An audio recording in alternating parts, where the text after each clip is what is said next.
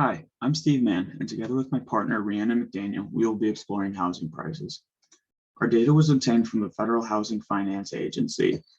This data included the average sales price of homes on a monthly basis since 1990, as well as the housing price index over the same time period.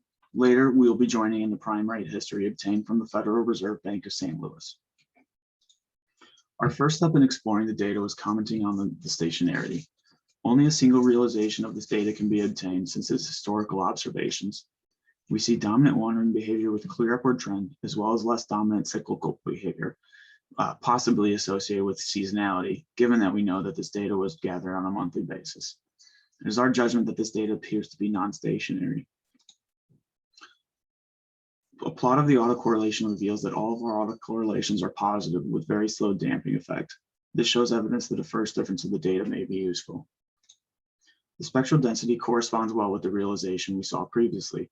We see a peak at frequency 0, which is indicative of the strong wandering behavior, as well as a peak at 0.083 and a rippling effect commonly associated with monthly seasonality. From here, candidate models were fit with a D equals 1 difference, as well as an S equals 12 seasonal factor. The first candidate model that was fit was an ARIMA 210 over a 3-month and 12-month time horizon.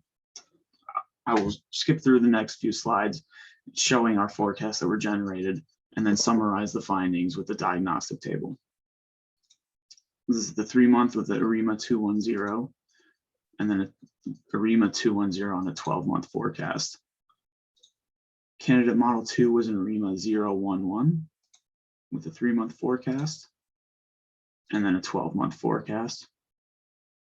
And then candidate model 3 was an ARIMA 811 with a 3-month forecast and again a 12-month forecast. So the diagnostics of these models told us that based on the time horizon, a different model may be preferred. For instance, model 3 was the best performing model on a 3-month rolling window ASE basis, but model 1 was better on the long-term forecast. Our next steps will be to generate other candidate models and compare forecasts of these models against our current candidates. Specifically, we'll be generating signal plus noise models, vector autoregressive models, neural network models, and ensemble models. We'll then update our current slide deck to include the new candidate models and record our final presentation.